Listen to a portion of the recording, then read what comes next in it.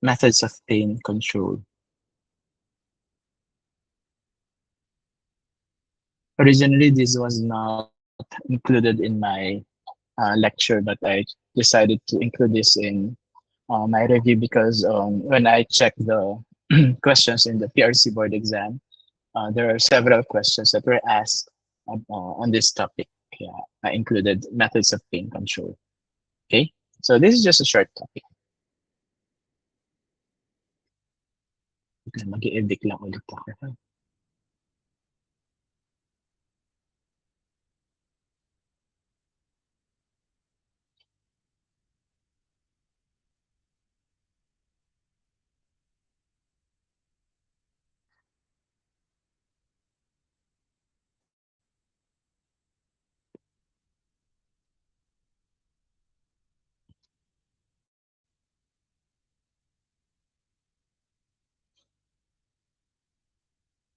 Right. So methods of pain control. We have several ways of controlling pain. We have here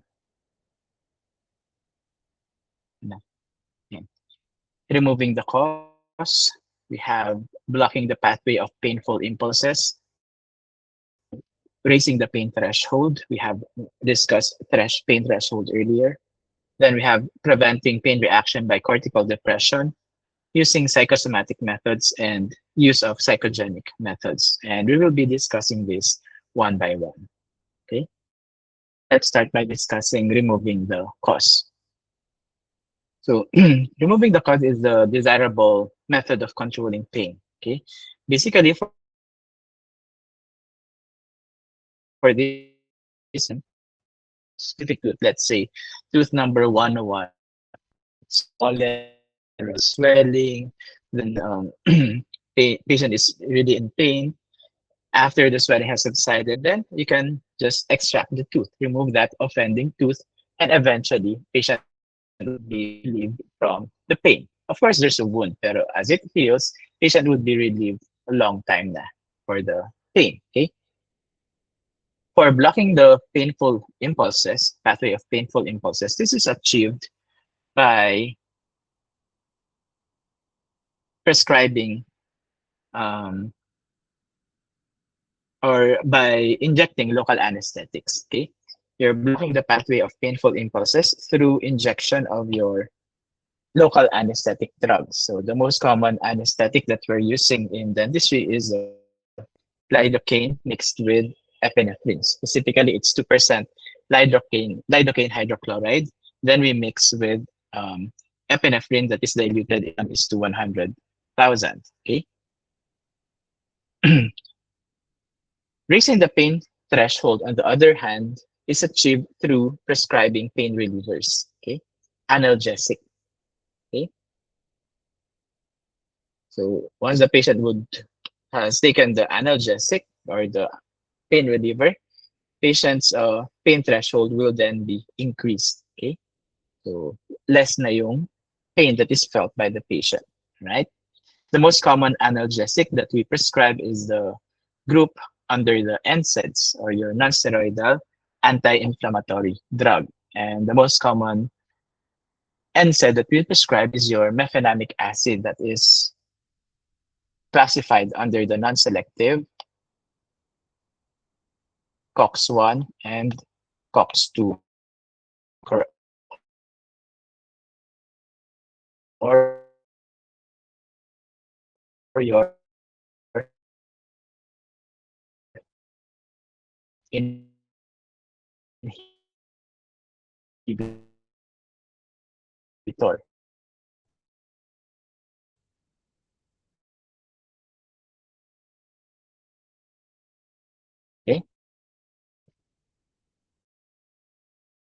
we have study, you have COX-2. Okay, if you block the prostaglandin in both COX-1 and COX-2, what will happen? So COX-2 is responsible for pain and inflammation. Okay, while COX-2 is responsible for GI protection and maintaining the hemostasis, bleeding, para we won't bleed.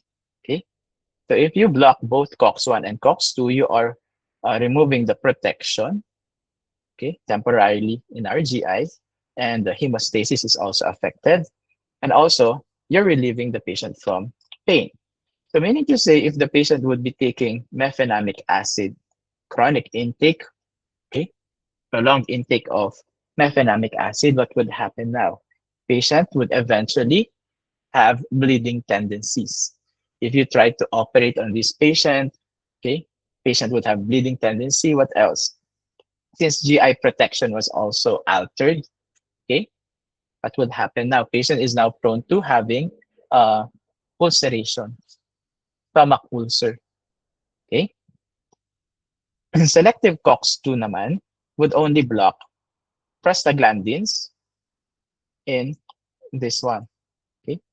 COX-2. So GI protection and hemostasis is not affected. Drugs included under your selective COX-2 are your celecoxib. Lahat na may coxib. Rofecoxib, etoricoxib, arcoxia. Arcoxia is the brand name of your etoricoxib. Okay? And selective COX-1 naman would only inhibit prostaglandins here in the COX-1 pathway. Meaning to say, you're not relieving the patient from pain. Instead, you are making the blood somehow thinner. So a drug under NSAID that is classified under selective COX-1 blocker or selective COX-1 inhibitor is your ASA. What is ASA? Acetyl salicylic acid. This is commonly known as what? Do you know? Sabi ni Dr. Lavinia last time. What is ASA? Acetyl salicylic acid. It's also known as blood thinner. What blood thinner that you know? Starts with letter A. Aspirin. Aspirin. So ASA is another term for aspirin. So it's a selective COX-1 blocker. All right.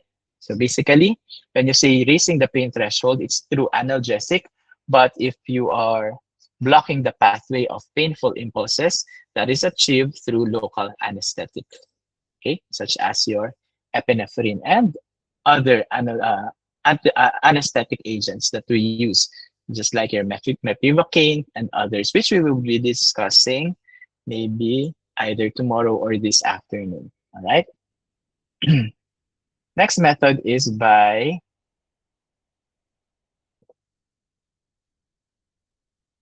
preventing pain reaction by cortical depression. Okay. So for this one, preventing pain reaction by cortical depression, this is achieved through general anesthesia. GA. Okay. The patient is put in a deep sleep. So what do we use to measure the stages of general anesthesia? Do you know? What do we use to classify the different stages of general anesthesia? We're using the classification by letter G. Guedel. Very good. Guedel stages.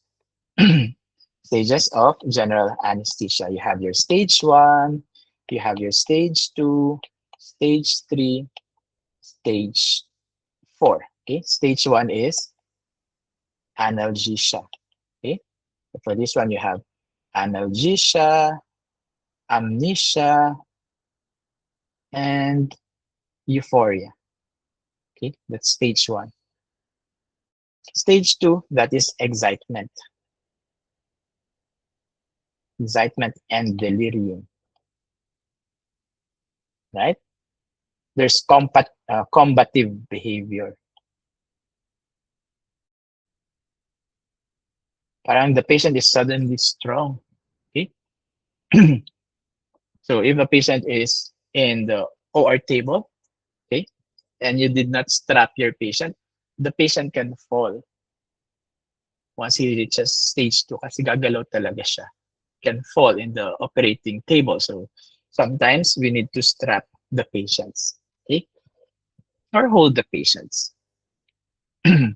Stage 3 is your surgical anesthesia. This is what we want to achieve. If you are performing a surgical procedure under general anesthesia, you want to achieve stage 3 of Guedel's stage of general anesthesia. Okay, there's unconsciousness, decreased eye movement for stage 3. Okay, there's also regular respiration for this one, stage 3. For stage 4, it is medullary depression. Basically, there's respiratory arrest. You don't want to reach stage 4 because if you reach stage 4, the patient will not wake up anymore. The patient will die. Madededs na yung patient. Okay? We only want to reach up to stage 3 or your surgical anesthesia. So that is preventing pain reaction by cortical depression, right? Next is use of psychosomatic methods. Okay? For this one, you are conditioning the patient's mind, okay, on the procedure that you would be doing. Okay? Most important factor here is honesty and sincerity. So you have to keep the patient well informed about the procedure that might be expected. Okay? If you are to perform odontectomy on your patient, you need to inform your patient, okay, we would be incising a bit of your gums, we would be using a scalpel blade, okay, then we would be reflecting a bit of the gums, we would be reducing a bit of bone, you would be sectioning the tooth, and others. Okay? Don't keep it a secret kay patient kasi the patient might get shocked, diba? Let's say you ask for a long needle. Can I have a needle that it's long, diba? Bakit yung patient? Or can I have the scissors here? So that your patient would know. Okay? Using psychosomatic methods. The last one is use of psychogenic method. For this one, you tend to relax, okay, your patient. How do you relax your patient? Should you massage your patient? Of course not, diba? You don't massage your patient. How would you relax your patient? You relax your patient by playing a music, okay? Changing the color of the operating room. Let's say you change your operating room's pastel color, relaxing color. Okay? You don't paint the walls of your operating room na red, diba? Depending red, bright red. Okay? So this one is the safest. Okay? It's also the easiest to do. However, it is the least effective. Okay? It's the least effective. So you can play a music. It can help somehow. But make sure it's it's a relaxing music, ha? One of my associate, ang pinapatugtog daw niya yung ano nga yun? Baby, alam niyo yung Baby Lika? May mali lang, ata sa akin na inilagot. Ganun. At sila wala nang suot, i-rap. Nagpapatugtog siya ng rap. So, do not play rap music, ha? Make sure it's, it's relaxing, ha? So, what's next? Let's discuss the properties of an ideal anesthetic, okay? An ideal anesthetic should be non-irritating, okay? It should produce no local reaction, okay? It should not cause any rashes. It should not cause any itchiness on the patient, okay?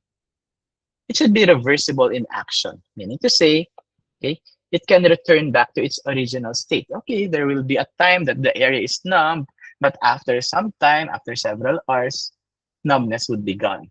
Reversible, okay? There's low degree of systemic toxicity. It should be non-toxic, okay? And there should be rapid onset, but be of sufficient duration.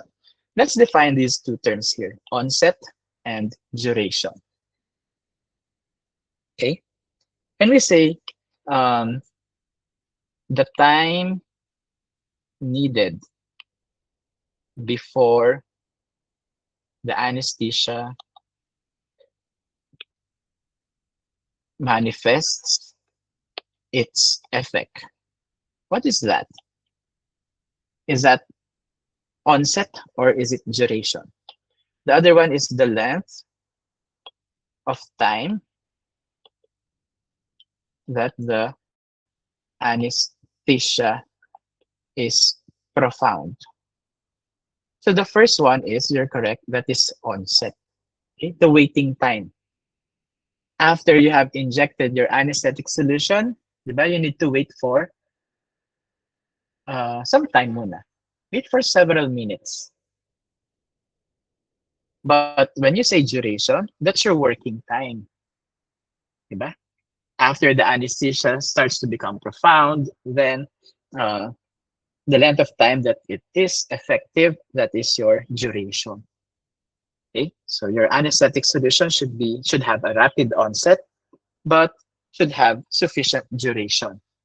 And how do we prolong the duration of our anesthetic solutions? What do we do to prolong the duration? What do we add?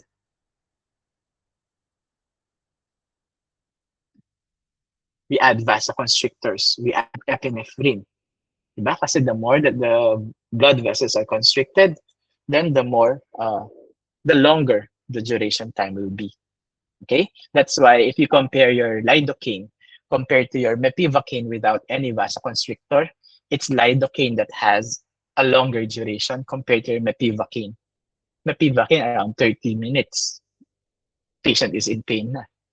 But you have short working time for anesthetic agents without vasoconstrictors, right?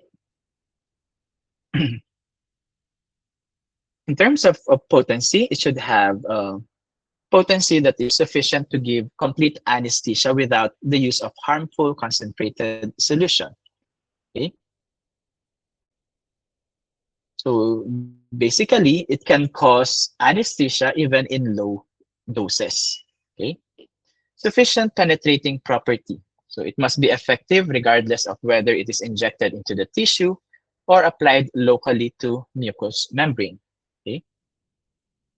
Should be relatively free from allergic reactions. So it should be compatible to the tissue. Earlier, we have defined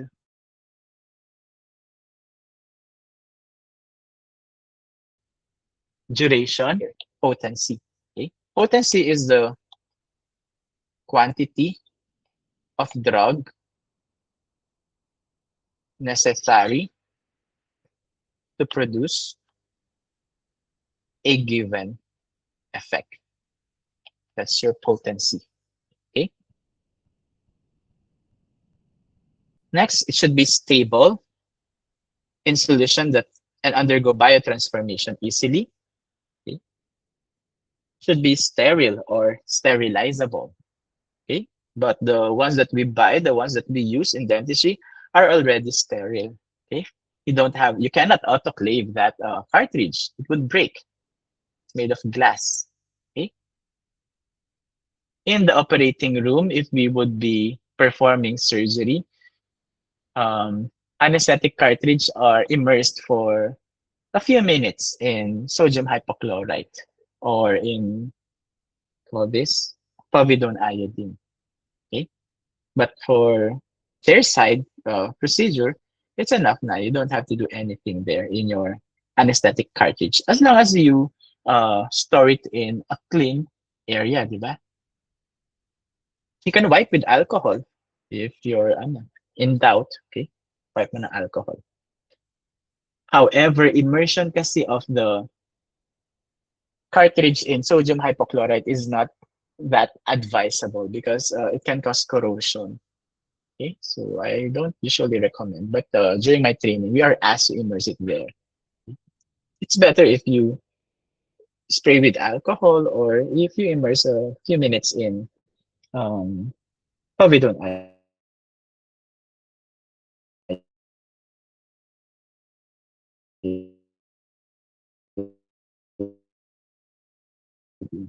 It should not be local anesthetic. It should be compatible with epinephrine because most of the time it's epinephrine that we use as a vasoconstrictor. All right. Let's now talk about the mode of action of local anesthetics. Local anesthetics is usually in powdered form. And if they are in powdered and they are basic, okay, then we mix it with acid. Why do we mix anesthetics in acid? This is your hydrochloric acid, okay? We mix it with acid to make it salt, okay? So anesthetic solutions is in a form of a salt, okay? Basic is not soluble in water, okay? While salt are used because, wait lang, I cannot see. Salts are used because it is stable and it is soluble in water, okay? All anesthetic salts are formed by combination of a weak base and a strong acid, okay? It is important to know that if the area or if the site of injection is inflamed, namamaga, it's swollen, it's inflamed, okay? Then there would be reduced availability of the free base. Later, I will be discussing what a free base is, okay? Meaning to say, if the area is inflamed, then your anesthetic will not be that profound, okay? It will not be profound, okay? Later, I'll discuss what free base is, and I will be discuss what cations is in the next slide, okay? For now, let us discuss that all local anesthetics are vasodilator in nature.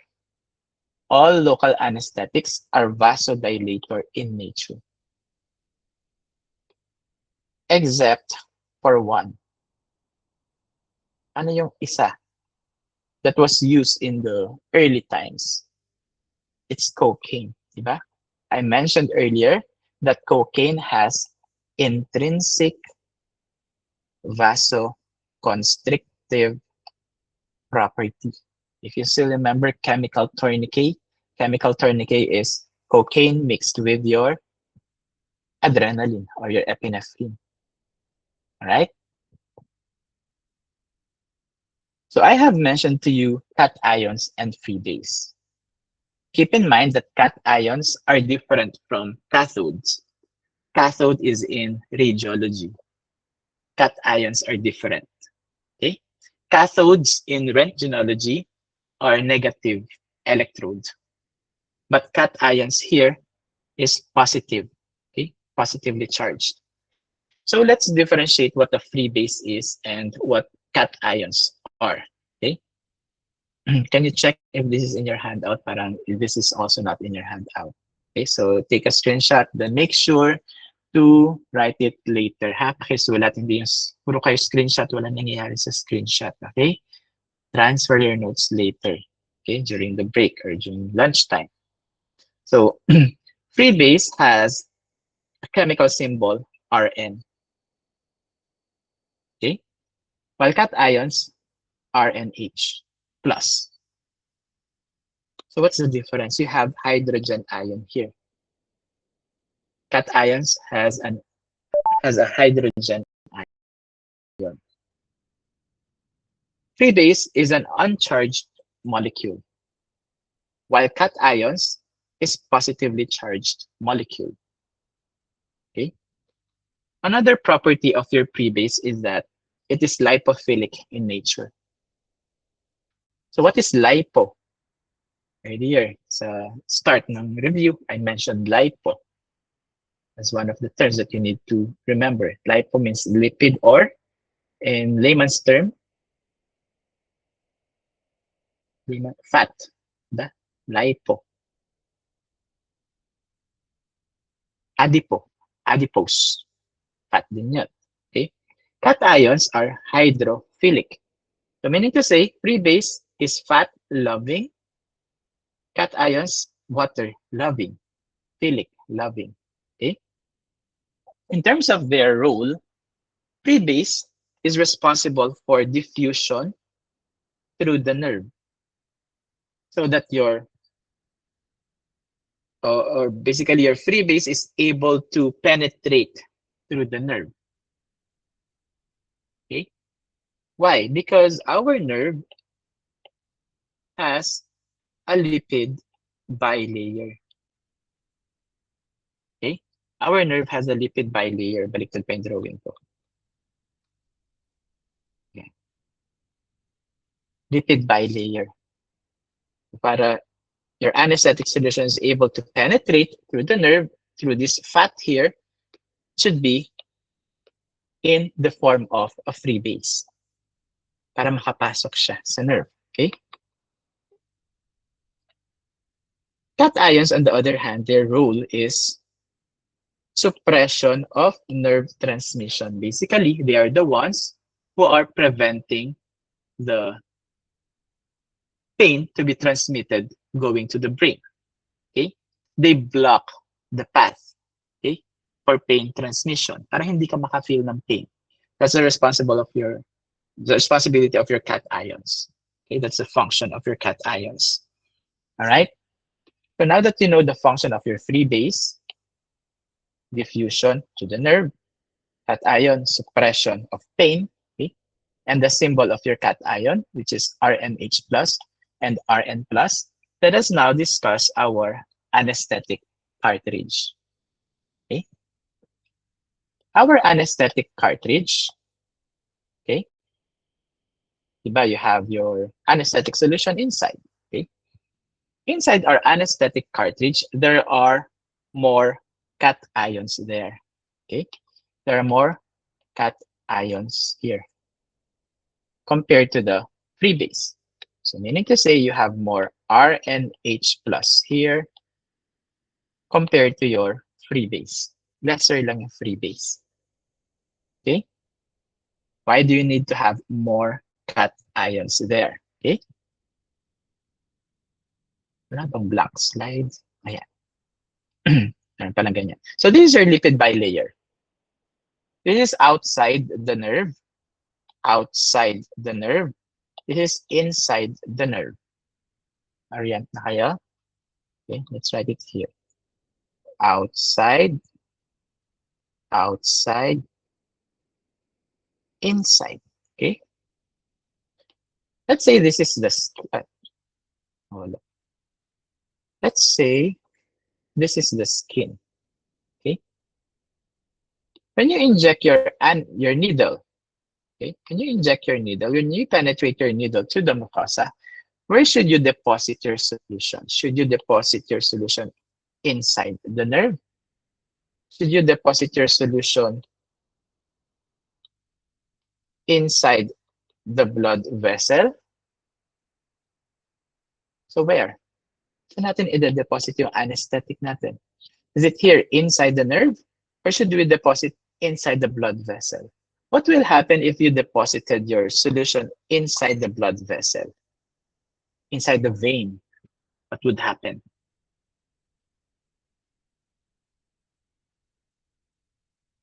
There would be increased risk of what? Very good. Higher chance of toxicity. Diba? How do we prevent injection intravascularly? What do we do to prevent intravascular injection? Aspirate. Aspirate first, diba? Aspirate before you deposit. If there's blood, what would you do? If there's blood, should you withdraw the entire needle? Redirect or reposition lang yung needle. Then you aspirate again. That's what we do, right? So we don't want to inject our solution here in the blood vessel. What would happen if you inject your solution here inside the nerve?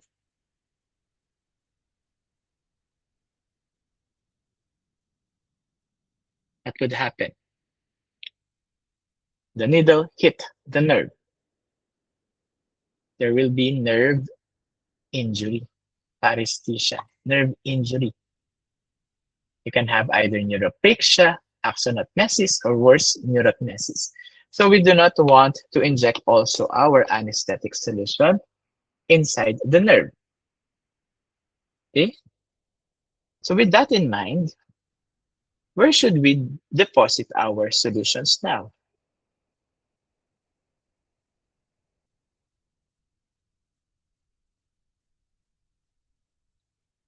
Saan tayo magde-deposit? Bawal sa nerve, bawal sa blood vessel.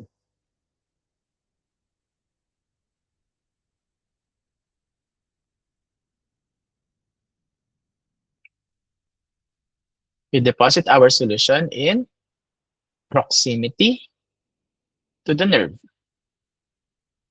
Okay? We deposit our solution in proximity to the nerve. Tama, malapit sa nerve, but not directly on the nerve.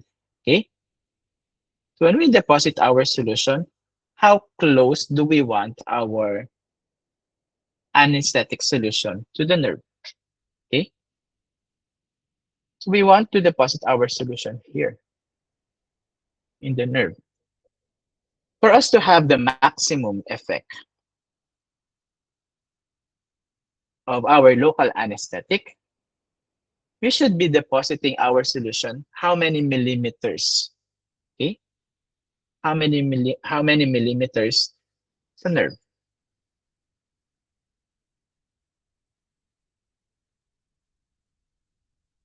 At least 8 to 10 millimeters of the nerve to be blocked. Okay? It should be at least 8 to 10 millimeters of the nerve to be blocked. And also, how many nodes of Ranvier should be able to block for you to have the maximum effect? So that is 2, tama, 2 to 3 nodes of Ranvier should be blocked. So you need to remember this. 8 to 10 millimeters from the nerve, and you should be able to block 2 to 3 nodes of Ranvier for you to have the maximum effect of your anesthetic drug. Okay? So let's go back here in our cation and freebase. Okay? I mentioned earlier that when you when you buy your anesthetic cartridge, there are more cations there compared to your freebase. Okay, you want to have more cations there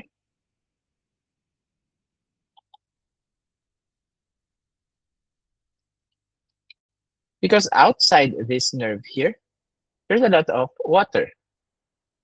Okay, tendency is that when you inject your anesthetic solution here, that will happen. Your hydrogen ion would dissociate. Okay, hydrogen ion would dissociate, and you're left with what now? If in RNH plus hydrogen ion dissociates, you're left with Rn. And what is Rn? Sabi natin earlier, Rn is free base, diba? So once your hydrogen ion dissociates, you're left with the free base now. And what is the role of the free base? Again, the role of your free base, the function is diffusion through the nerve because they are lipophilic. Diba? Our nerve has a lipid bilayer. This one is fat. Lipid bilayer. So since you have now here free base, okay, this free base is able now to diffuse or penetrate in our nerve. Nakapasok na sila.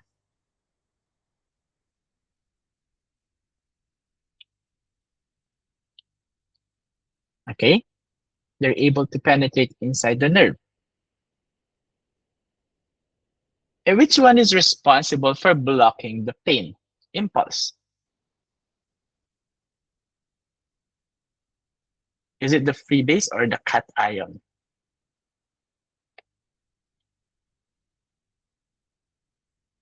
Responsible for blocking the pain impulse. It's the cation yung responsible. Sabi natin, the symbol, chemical symbol of your cation is RNH plus. But we only have here Rn, and Rn is free base. Technically, yes, they're inside the nerve, but they cannot suppress the pain. They cannot block the pain impulse. No, sabi na, oh, what do we do now? Anong gagawin natin? Yes, we were able to enter, we were able to penetrate the nerve, but what do? We cannot block the pain impulse. So, okay, we need the hydrogen ion, but we left the hydrogen ion there. Diba? Will they go out again to get the hydrogen ion? If they go out again and get that hydrogen ion, will they be able to enter? Makapasok ba sila? If they're in the form of cation. If R and H sila, will they be able to enter the nerve? No, di ba? They really need to leave the hydrogen ion so that they're able to diffuse inside the lipid bilayer. So these free base here, what they would do is that they would be binding in the hydrogen ions that are present inside the nerve. Okay, they will bind to the hydrogen ions present inside the nerve. And once hydrogen ion binds in those free base, you're now able to convert this into cations again. And since they are now cations, they are now able to block the pain impulse. Okay?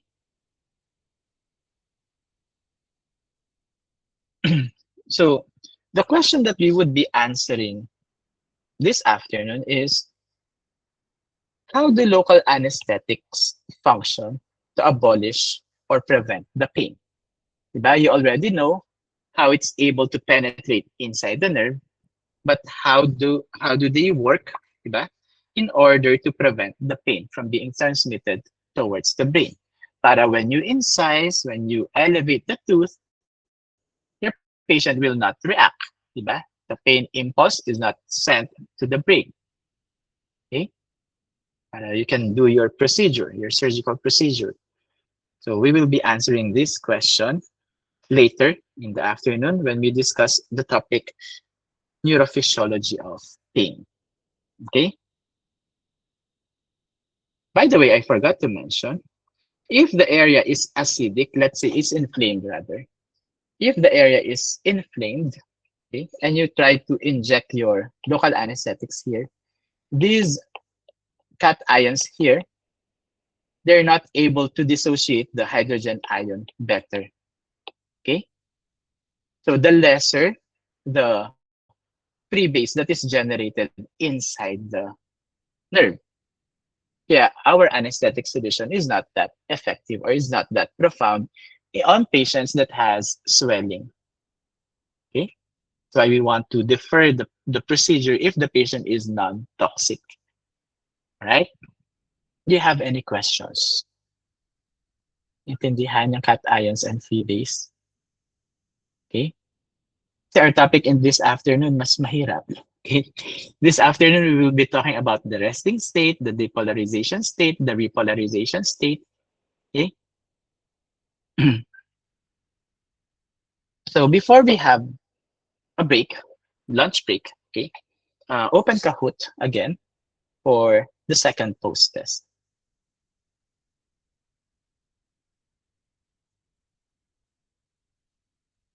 Let me just share the screen for a while.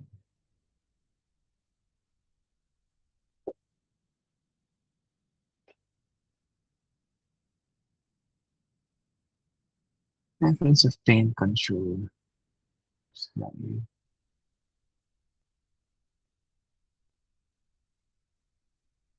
If you're taking the board exam and you want me to open the Kahoot exercises, just message me, just inform me. Ino-open ko naman yan. Okay, I usually open all the Kahoot exercises, then I provide the game pin so you can answer your own. Di ba? Let's say you're bored, nasa biyahe ka, gusto mo mag-Kahoot, pwede naman. Okay? Inform nyo lang ako para I can provide you the game pin and I can open the Kahoot. Okay? Wait lang.